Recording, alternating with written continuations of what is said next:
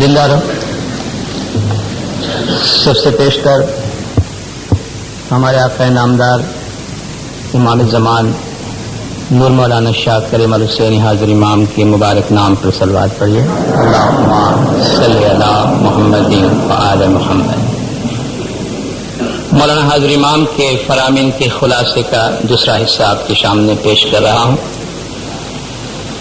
مولانا حاضر امام نے ہنزا میں قلعہ بلتیت کے بارے میں فرمایا کہ شاید آپ کو معلوم نہیں کہ قلعہ بلتیت کو اس کے تحفظ اور بحالی کی وجہ سے عالمی سطح کے ایک شاندار انعام سے نوازا گیا ہے، اور اس نے ہنزا کی تاریخ اور اس کے لوگوں کی شناخت کروائی ہے، اور اس سے ہنزا کی جماعت اور وہاں کے لوگوں کی تعریف کا اظہار ہوا ہے۔ ہنزا کی جماعت کو آپ نے فرمایا کہ یہ اہم ہے کہ آپ اپنی روایت پر، اپنی ٹریڈیشن پہ قائم رہیں، اپنی تاریخ کا احترام کریں، جماعت میں اپنی ٹریڈیشن کو زندہ رکھیں، اپنی تاریخی عمارات کا اچھی طرح سے دیکھ بھال کریں، اور اس بات کو یقینی بنائیں کہ یہ آپ کی ثقافت اور روایات ہنزا میں جماعت کے تسلسل کی بنیاد کے طور پر مستقبل میں آگے بڑھیں۔ کوالٹی آف لائف کے بارے میں، زندگی کے معیار کے بارے میں مولانا حاضر امام نے فرمایا کہ انشاءاللہ زندگی کی لائف کی کوالٹی، زندگی کا معیار بہتر ہوتا رہے گا، مگر ایسا اتفاقیہ طور پر قسمت سے یا ایکسیڈنٹلی نہیں ہوتا، یہ سخت محنت سے ہوتا ہے، اداروں کی وجہ سے ہوتا ہے، اور اپنے مسائل کا دانش مندی سے مقابلہ کرنے سے ہوتا ہے۔ لانجیویٹی، مولانا نے فرمایا عمر کی جو طوالت ہے وہ بڑھ رہی ہے، مگر اس لمبی زندگی کے معیار کو بھی بہتر بنانا چاہیے۔ صرف زندگی لمبی ہے اس سے کوئی مطلب نہیں ہے، لیکن یہ لمبی زندگی بھی اچھی طرح گزرنی چاہیے۔ تو بہتر معیار زندگی کی کیا تعریف ہے؟ مولانا نے فرمایا اگر زندگی کی طوالت بڑھ رہی ہے تو اس کے لیے پلاننگ کریں، منصوبہ بندی کریں، باقاعدگی سے چیک اپ کے ذریعہ اپنی صحت کی حفاظت کریں، آئندہ نسلوں کے لیے ریسورسز، وسائل تیار کریں، واضح طور پہ سوچیں کہ آپ اپنی زندگی سے کیا حاصل کرنا چاہتے ہیں، اور پھر اس کے لیے اداروں کی مدد طلب کریں اور باقاعدگی سے اپنی ترقی کا جائزہ لیتے رہیں۔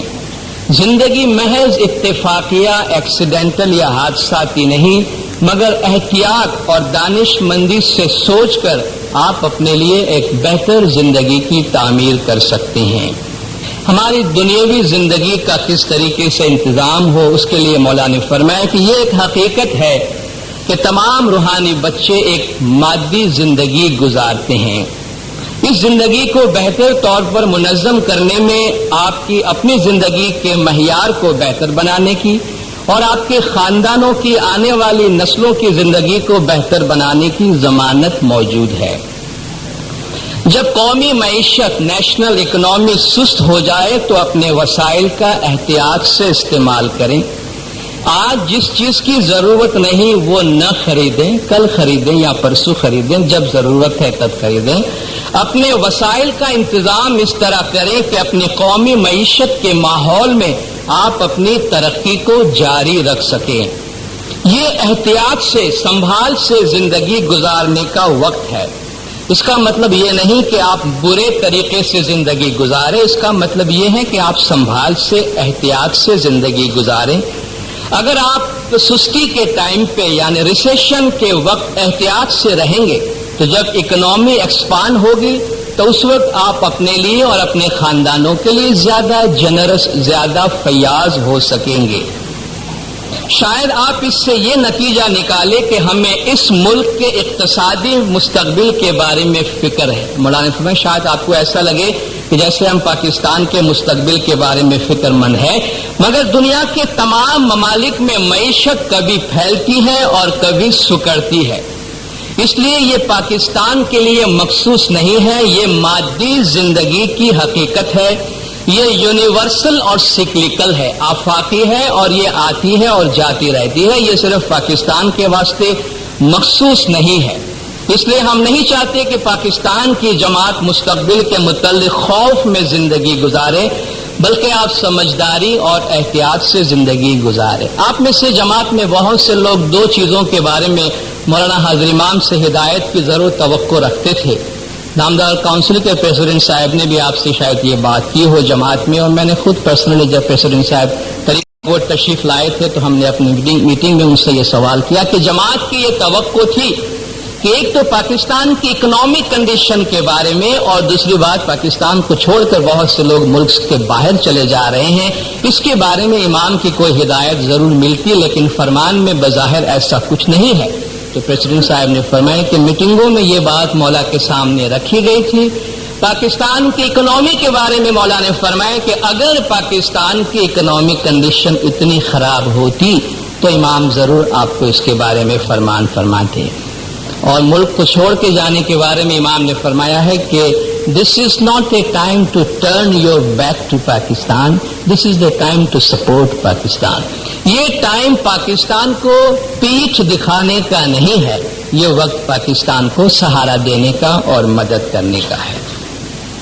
انسٹیٹیوشنز کی سروس، خدمات کے معیار اور جدید علم کے استعمال کے بارے میں امام نے فرمایا کہ گزشتہ عشروں میں کئی ڈیکیڈز میں ہمارے ذہن میں یہ سوال رہا ہے کہ ادارے انسٹیٹیوشنز اپنی سروس کو کس طرح بہتر کر سکتے ہیں۔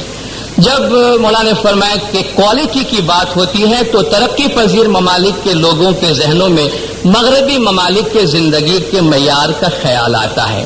امام نے فرمایا ہم مغربی دنیا اور ترقی پذیر تھرڈ ورلڈ کنٹریز کے درمیان کوئی اخلاقی فیصلہ نہیں دے رہے ہیں، مگر جب زندگی کے معیار کو بہتر بنانے میں معاشرے کی صلاحیت کا ذکر ہوتا ہے تو ہم یہ کمپیریزن ضرور کرتے ہیں۔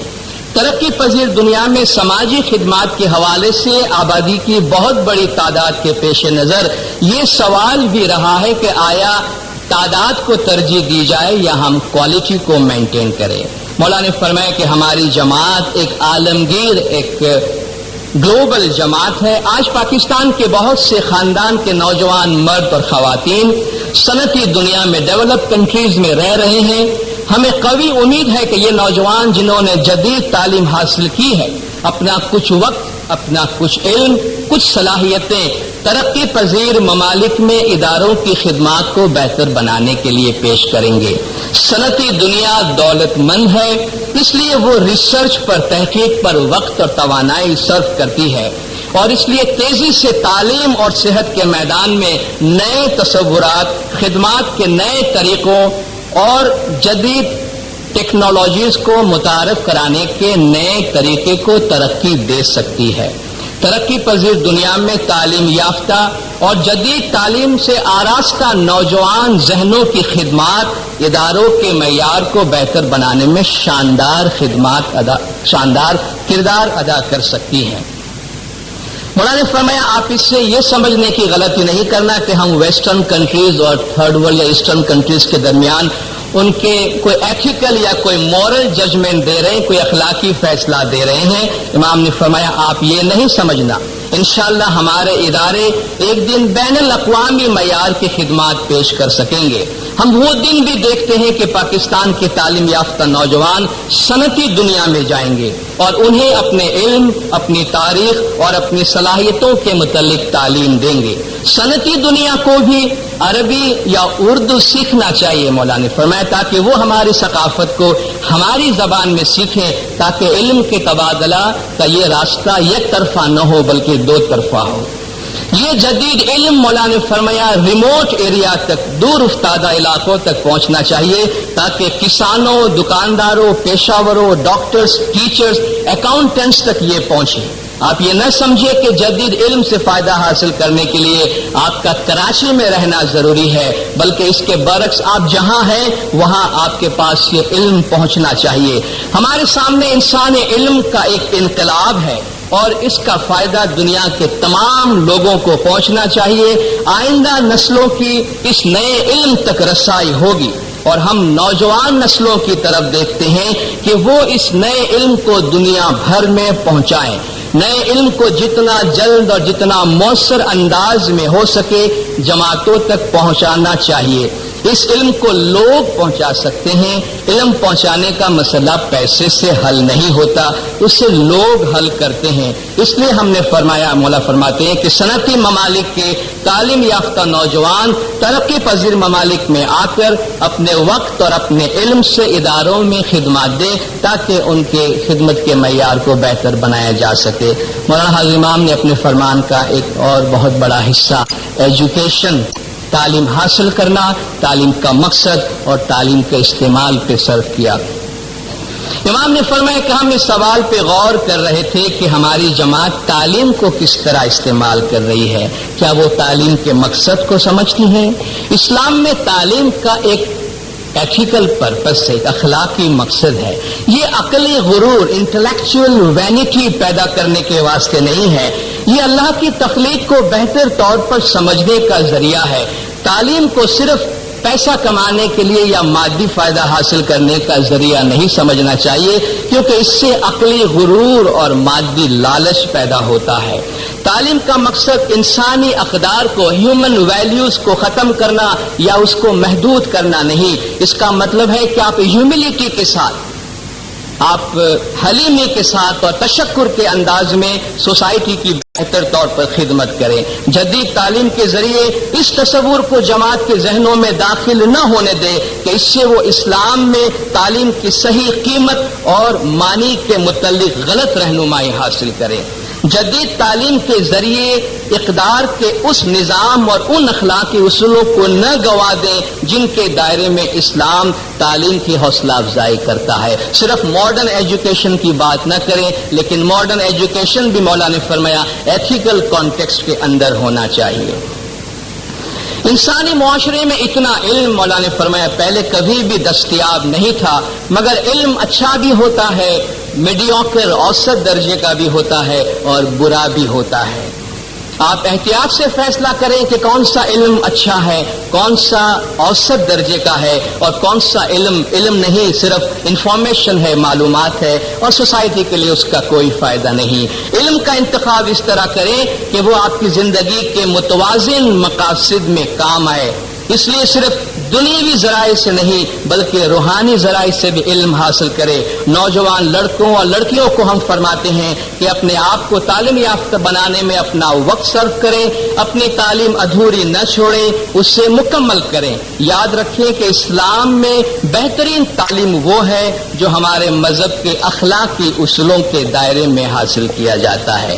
امام نے فرمایا ہم تعلیم کے اس کانسیپٹ کو خدمت کے ساتھ ریلیٹ کرتے ہیں اور مولا نے فرمایا کہ اگر آپ نے اچھی تعلیم حاصل کی ہے تو اس کا مطلب یہ ہے کہ آپ کو علم میں اضافے کے ذرائع میسر ہوئے ہیں.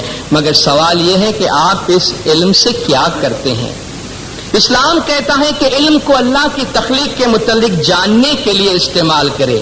اس کا مطلب یہ ہے کہ آپ معاشرہ، اللہ کی کائنات، اس کی تخلیق کا مشاہدہ کریں. اس کا مطلب یہ ہے کہ اس تخلیق کی آپ خدمت کریں، اسلام کے اخلاقی ضابطے میں رہ کر خدمت کریں جو فیاضی، کمزوروں کی خیالداری، حلیمی اور معافی کی تعلیم دیتا ہے. اس لیے ہمیں امید ہے، مولا نے فرمایا کہ جو جماعت زیادہ تعلیم حاصل کرے گی دنیا بھر میں اداروں میں اور جماعتوں میں ان کی خدمات میں اضافہ ہوگا. تعلیم کا یہ صحیح استعمال ہے. امام نے فرمایا اسے حقیر نیم طریقے سے یا خود غرض طریقے سے استعمال نہ کرے. پاکستان اور دنیا بھر کی جماعتوں کے معیار زندگی کو بہتر بنانے میں تعلیم کا صحیح استعمال ایک مضبوط تر ستون کے طور پر ہوگا. امام نے فرمایا کہ ہمارا طریقہ تعلیم اور عقل کو بہت اہمیت دیتا ہے. ہم عقل پر بھروسہ رکھتے ہیں کیونکہ یہی چیز ہے جو انسان کو دوسری مخلوقات سے ممتاز بناتی ہے. اللہ فرماتا ہے کہ انسان کو ہم نے اعلیٰ ترین تخلیق کیا ہے. مولا پوچھتے ہیں کون سی چیز ہے جو اسے دوسرے حیوانوں سے ممتاز کرتی ہے؟ مولا فرماتے اور کوئی چیز نہیں مگر عقل. اس لیے تعلیم کو صرف اپنی زندگی کے معیار کو بہتر بنانے کی ذمہ داری کے طور پہ نہ سمجھے، بلکہ اپنی زندگی کے اخلاق کے لیے بھی، ایتھکس کے لیے بھی اسے اپنی ذمہ داری سمجھے. اس لیے تعلیم کو اچھے مقصد کے لیے استعمال کریں.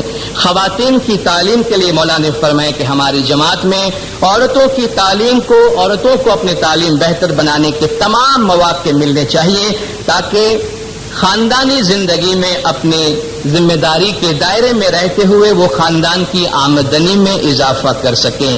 ریسیشن کی حالت میں، اقتصادی جمود یا تنزل کے موقع پر خاندان کے تمام افراد کو روزی کمانے کے لیے کوشش کرنی چاہیے.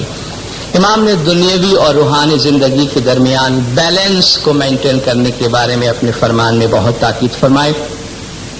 امام نے فرمایا کہ جب ہم پاکستان میں جماعت کے مستقبل کی طرف دیکھتے ہیں تو یہ سوال ہونا چاہیے کہ جماعت، خاندان اور افراد اپنے آپ کو مستقبل کے لیے کس طرح تیار کریں، آنے والے سالوں میں ہمارا فیوچر کس طرح ہم پلان کریں. امام نے فرمایا کہ ہم ایک متوازن زندگی، ایک بیلنسڈ لائف گزارنے پر زور دیتے ہیں. احتیاط رکھیں کہ مادی مقاصد کو زندگی کا واحد مقصد نہ بننے دیں. جماعت خانے کی حاضری میں باقاعدگی رکھیں. اس بات کو یقینی بنائیں کہ آپ کے بچے اچھی مذہبی تعلیم حاصل کر رہے ہیں، وہ اپنے مذہب کے اصولوں اور اخلاقی ضابطوں کو سمجھتے ہیں اور اپنی روزمرہ زندگیوں میں ان اصولوں کو عملی جامہ پہناتے ہیں. آپ میں سے جو اپنی پریکٹس میں پابند ہیں وہ جانتے ہیں کہ آپ اپنی روحانی پریکٹس سے جو خوشی حاصل کر رہے ہیں اس کا دنیاوی خوشی سے کوئی تعلق نہیں. یہ حقیقی اور گہری خوشی آپ کی زندگی کا حصہ ہونا چاہیے.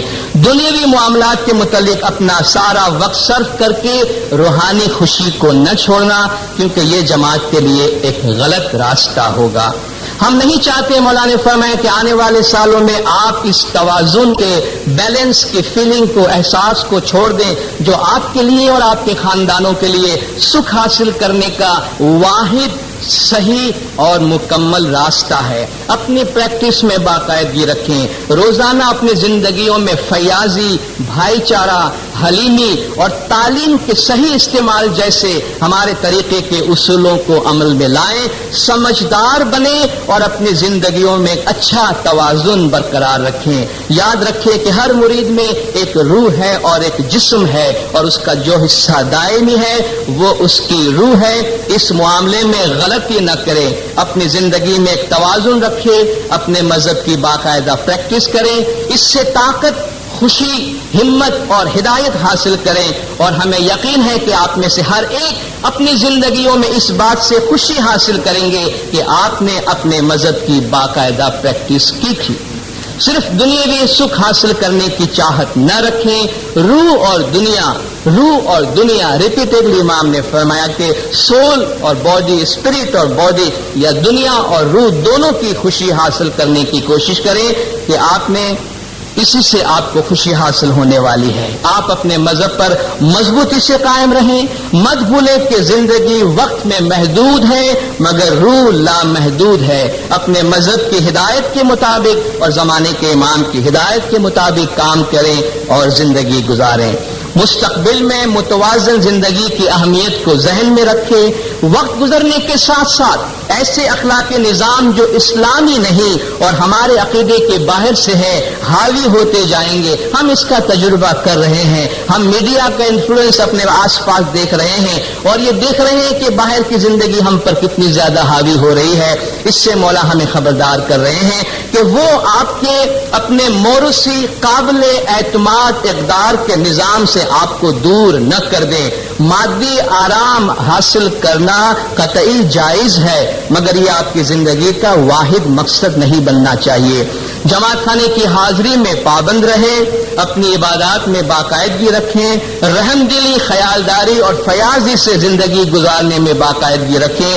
اگر آپ اس توازن کو برقرار رکھیں گے تو ہم آپ کے سکھ کے لیے پر اعتماد ہیں. ایسے اقدار کے نظام کو جو ہماری تاریخ اور ہمارے طریقے کا حصہ نہیں، اس توازن کو بگاڑنے نہ دیں. اس اقدار کے نظام کو اپنے سے قریب رکھیں اور اس کے مطابق زندگی گزاریں. یہ متوازن زندگی جو ایمان اور عقل سے ہدایت یافتہ ہے، ایک ایسے اقدار پر مبنی ہے جس پر آپ بھروسہ کر سکتے ہیں اور جو آپ کو دنیاوی اور روحانی خوشی عطا کرے گا۔ یہ ضرورت کے وقت آپ کی حفاظت کرے گا، ضرورت کے وقت آپ کی ہدایت کرے گا اور کئی مختلف طریقوں سے آپ کو خوشی عطا کرے گا۔ کسی بھی وجہ سے اس توازن کو نہ چھوڑیں، اپنے مذہب کی باقاعدگی سے پریکٹس کریں، اپنے مذہب کے متعلق سوچیں، ہر روز اسے اپنی زندگی کا حصہ بنائیں تاکہ وہ آپ کے مادی اور انسانی وجود کا ایک حصہ بن جائے۔ مذہبی تعلیم کے لیے مولانا نے فرمایا کہ آنے والے اشروں میں یہ دنیا بھر کی جماعتوں کے لیے مرکزی معاملہ ہے کہ وہ تعلیم کے مقصد کو سمجھیں، اپنے مذہب کے ایتھک کی سمجھ، اپنے طریقے کی تاریخ اور ان اصولوں کی سمجھ جن پر وہ طریقہ چلتا ہے اور جن کو وہ بلند رکھتا ہے، جماعت کے مستقبل کے لیے بہت اہم ہے۔ جماعت کے مذہب علم کے معیار کو بلند کرنے میں کافی محنت کی گئی ہے۔ یہ ایک طویل اور وسیع کام ہے۔ اس کا مطلب ماضی کے تصورات کو، زندگی کے مستقل اصولوں اور جماعت کے لیے پسندیدہ اخلاقی حوالوں کو جدید دور کے تقاضے کے مطابق آگے لانا ہے۔ اس لیے مذہبی تعلیم کی کلاسوں میں باقاعدگی سے جائیں، جماعت خانے میں باقاعدگی سے حاضر رہیں اور اپنی دنیا اور دین کے درمیان توازن برقرار رکھیں۔ آپ کو جاننا چاہیے کہ سکھ حاصل کرنے کا یہ بہترین راستہ ہے۔ اس بات کو یقینی بنائیں کہ آپ کے بچے اچھی مذہبی تعلیم حاصل کر رہے ہیں، وہ اپنے مذہب کے اصول اور اخلاقی ضابطوں کو سمجھتے ہیں اور یہ کہ آپ اور وہ ان اصولوں کو اپنی زندگی میں عملی جامہ پہناتے ہیں۔ جماعت کے علم اور سمجھ کے لیے ہماری روایت، تاریخ اور مذہب کے متعلق معلومات مولانا نے فرمایا سامنے لائی گئی ہیں، جس طرح بہت سی کتابیں ریلیجس سینٹر میں اور جماعتوں کو دی گئی ہیں۔ آنے والے سالوں میں یہ اہم ہے کہ پس منظر کی گوناگونی، پلورلزم آف بیک گراؤنڈ، جس طرح پرسوں اس کے بارے میں بات ہوئی، اور زمانے کے امام کی مرکزیت کو اچھی طرح سمجھا جائے اور لوگوں کی سمجھ کے لیے آسان بنایا جائے۔ آج جماعت پہلے کے مقابلے میں دنیا کے زیادہ حصوں میں رہتی ہے اور یہ مستقبل کی جماعتوں کے لیے ایک موقع ہے کہ وہ ہماری تاریخ کے متعلق اور ماضی کے ہمارے عظیم فلسفیوں، تاریخ نویسوں اور شاعروں کی حکمت اور فکر سے فیض حاصل کریں۔ ہماری روایت بہت طویل ہے جس میں عقل کو مرکزی حیثیت حاصل ہے۔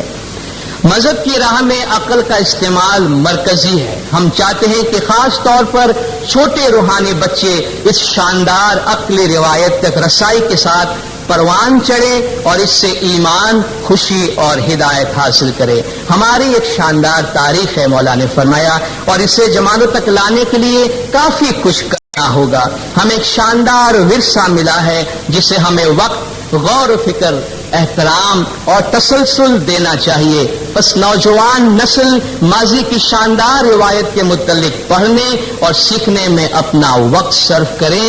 اس میں آپ کے لیے سیکھنے کا بہت کچھ ہے، اس سے آپ کو حکمت اور خوشی حاصل ہوگی۔ پلورلزم، تکثریت کے بارے میں مولا فرماتے ہیں کہ یہ مسئلہ امت کی پلورلٹی کے مولا نے فرمایا کہ یہ مسئلہ پاکستان اور دنیا بھر کی جماعتوں کے لیے اہم ہے۔ حالیہ سالوں میں بعض ممالک، برادری اور گروہ اپنی خاص شناخت کا اظہار کرتے رہے ہیں اور ایسا کرتے ہوئے وہ مختلف سمتوں میں نکل گئے ہیں۔ مسلمانوں کے الگ الگ گروپ اپنی پہچان کروانے کے لیے اپنی شناخت آگے لائے ہیں اور اس میں وہ کس راستے پہ نکل گئے، مولا فرماتے ہیں کہ یہ ایک حقیقت بن گئی ہے اب کہ بعض ممالک بعض دوسرے ممالک کی اور ایک ہی دین کی ایک تشریح کرنے والے دوسری تشریح کی تنقید کرتے ہیں۔ ایک مسلمان دوسرے مسلمان کی کرٹیسائز کرتا ہے، ایک فرقہ دوسرے فرقے کو برا کہتا ہے۔ مولا نے فرمایا اب لوگ اس راستے پہ نکل گئے ہیں، اور مولا فرماتے ہیں کہ یہ محض آرائی، یہ پولرزم جو ہے، یہ پولرائزیشن جو ہے، یہ محض آرائی جماعت کے لیے جن میں آپ رہتے ہیں ان لوگوں کے لیے اور ان ممالک کے لیے غیر صحت مند ہے، یہ اچھی بات نہیں ہے۔ خود آن حضرت صلی اللہ علیہ وسلم نے لوگوں کے مختلف ہونے کا حق جو ہے اس کو تسلیم کیا تھا۔ یہ جدید زندگی کا ایک اہم پہلو ہے۔ انسانی معاشرے کو پلورلسٹک ہونے کا حق ہے، یہ معاشرے کی کمزوری نہیں۔ اگر اسے تعمیری ماحول میں کام کرنے کی اجازت دی جائے تو یہ معاشرے کے لیے ترقی اور طاقت کا ذریعہ ہے۔ پاکستان سمیت کئی ممالک میں پلورلزم ایک حقیقت ہے۔ آپ دیکھیں پاکستان میں کتنے قومیں اور کتنے ڈفرنٹ انٹرپریٹیشن مذہب کی رہتی ہے۔ یہ پلورلزم کی ایک حقیقت ہے اور پسندیدہ ہے، اور اس سے قومی سوچ کا، نیشنل تھنکنگ کا حصہ بننا چاہیے، جو مولانا نے فرمایا ابھی تک نہیں بنا ہے، جس کی وجہ سے ہمیں تکالیف کا سامنا کرنا پڑ رہا ہے۔ روایت کی ہم آہنگی اور بھائی چارہ، آپ جانتے ہیں مولانا نے ایک ملاقات سندھ کی جماعتوں کو بھی دی تھی، یعنی یہاں جماعت میں سندھ کی جماعت بھی آئی تھی۔ مخصوصاً اس جماعت کی ملاقات میں امام نے ان کو فرمایا کہ سندھ کا ہمارے طریقے کی تاریخ میں ایک اہم مقام ہے، جسے یاد کر کے ہمیں بہت خوشی حاصل ہوتی ہے۔ سندھیوں سے ہم فرماتے ہیں کہ اپنی روایت پر مضبوط رہیں، جماعت خانے کے اور دیگر فرائض میں پابند رہیں، مگر اپنی روایت پر مضبوط رہتے ہوئے اس سے اتنا مخصوص نہ کر دیں کہ آپ دوسرے لوگوں کے ساتھ کام نہ کریں۔ آپ چترالی ہوں، ہنزا والے ہوں، سندھی ہوں، تاجک ہوں، پنجابی ہو، گجراتی ہو، آپ سب ایک ہی جماعت کے ممبران ہیں۔ بھائی چارے کی اس روح اور ان اصولوں کو اپنے دلوں میں رکھیں، اپنی روایات کو زندہ رکھتے ہوئے دنیا کے دوسرے حصوں کی جماعتوں کے لیے بھی جگہ بنائیں، تاکہ ہماری جماعت ساتھ مل کر تمام مریدوں کے لیے کام کرے۔ آپ کا ثقافتی، لسانی یا تاریخی فرق خوشی اور مسرت کا باعث ہو، نہ کہ جھگڑے اور تصادم کا۔ بالآخر دنیا کے مختلف حصوں کی جماعت ایک ہی سوال پوچھتی ہے کہ ہم جماعت کے لیے کیا کر سکتے ہیں۔ وہ یہ نہیں پوچھتے کہ ہم سندھی جماعت کے لیے یا پنجابی جماعت کے لیے یا گجراتی جماعت کے لیے کیا کر سکتے ہیں۔ چنانچہ اس فرق کو جماعت کے فائدے کے لیے استعمال کرنا چاہیے۔ مولانا نے فرمایا جماعت میں اگر اختلافات ہیں، جماعت میں اگر جھگڑا ہے، تنازع ہے، کانفلکٹ ہے، تو اس کا حل آپ کس طرح نکالیں گے؟ مولانا نے فرمایا جیسا کہ آپ نے دیکھا کہ ہماری جماعت کا تعلق دنیا کے مختلف حصوں سے ہے، وہ مختلف زبانیں بولتی ہیں، مختلف ثقافتی پس منظر سے ان کا تعلق ہے، مگر یاد رکھیں، پلیز یاد رکھیں، آپ دیکھیں مولانا نے 2 جگہ جماعت میں پلیز کا لفظ استعمال کیا، یاد رکھیں۔ اور جھگڑے کے معاملے مولانا نے فرمایا کہ پلیز آپ لڑیں مت، آپس میں جھگڑا نہ کرے۔ اور آپ سمجھ سکتے ہیں جب مولا کا یہ لہجہ ہوتا ہے تو مولا کا احساس اور مولا کی فیلنگ کیا ہوتی ہوگی کہ اپنے بچوں سے کہتے ہیں پلیز آپ ایسا نہ کریں۔ تو مولا فرماتے پلیز آپ یاد رکھیں کہ آپ ایک جماعت ہیں، آپ سب ایک ہی امام زمان کو مانتے ہیں، اس لیے آپس میں مت لڑیں۔ اگر آپ میں اختلافات ہیں تو اس کا فیصلہ اس طرح نہ کریں کہ ایک جیتے اور ایک ہارے، مگر یہ سوال کریں کہ کون سی بات جماعت کے بہترین مفاد میں ہے، یہ اس کا بہترین حل ہے۔ اگر خاندان میں جھگڑا ہے تو آپ دیکھیں کون سی بات خاندان کے تمام افراد کے مفاد میں ہے، مگر آپس میں مت لڑیں۔ جماعت کی گناگونی کو ایک بلیسنگ، ایک رحمت طلب کریں، جس کی حوصلہ افزائی کی جانی چاہیے، تاکہ تمام مریدوں کو یہ احساس ہو کہ وہ دنیا کے دوسرے مریدوں کے بھائی اور بہنیں ہیں۔ بھائی چارے کا مولا فرماتے ہیں یہ مقصد ہے۔ ہم اپنے روحانی بچوں کو مولا فرماتے ہیں کہ آپس میں لڑتے ہوئے نہیں دیکھنا چاہتے ہیں، ہم خاندانوں میں تفرقہ نہیں دیکھنا چاہتے، ہم برادریوں کو اختلاف کی وجہ سے بٹتے ہوئے نہیں دیکھنا چاہتے، ہم بری عادتوں اور ناپسندیدہ سرگرمیوں کو جماعت میں داخل ہوتے ہوئے نہیں دیکھنا چاہتے، ہم ایک مضبوط، با اخلاق اور مستحکم جماعت کو دیکھنا چاہتے ہیں۔ امام جماعت میں بعض جماعتوں میں زیادہ وقت دے رہے ہیں، بعض جماعتوں میں کم وقت دے رہے ہیں، یا بعض جماعتوں میں کئی سالوں تک امام کا دورہ نہیں ہو پاتا، اس کی ایک لحاظ سے وضاحت کرتے ہوئے امام نے فرمایا ہے کہ حالیہ سالوں میں امام کا بہت زیادہ وقت ان علاقوں کی طرف وقف رہا ہے جہاں مولا کی پریزنس کی بہت زیادہ ضرورت رہی تھی۔ لوگ فاقوں کا شکار تھے، لوگ جان کے خطرات کے شکار تھے۔ تاجکستان میں مولا نے فرمایا جماعت کے لیے خوراک کی صورتحال اب بہتر ہے۔ ہر روز دنیا میں کہیں نہ کہیں ایسے واقعات پیش آتے ہیں جن کے لیے امام کو اور لیڈرز کو اپنا وقت دینا پڑتا ہے۔ مولا نے فرمایا آج بھی بہت سی جماعتوں کے بارے میں ہمیں فکر ہے، جن میں سے ایک پاکستان میں افغانستان سے آئے ہوئے جماعت کی ایک بہت بڑی تعداد ہے۔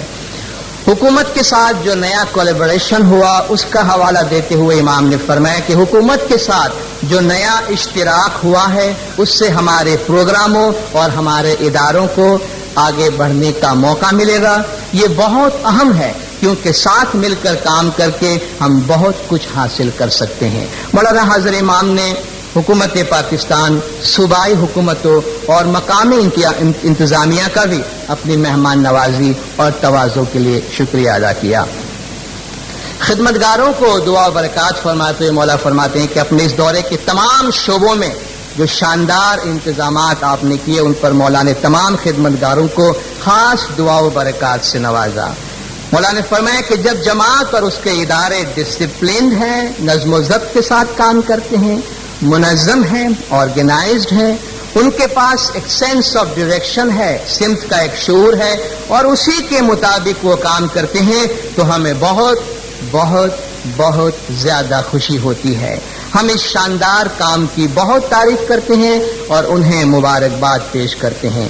انشاءاللہ رضاکارانہ خدمت کی یہ روایت نسل در نسل ہماری جماعت اور اداروں میں جاری رہے گی.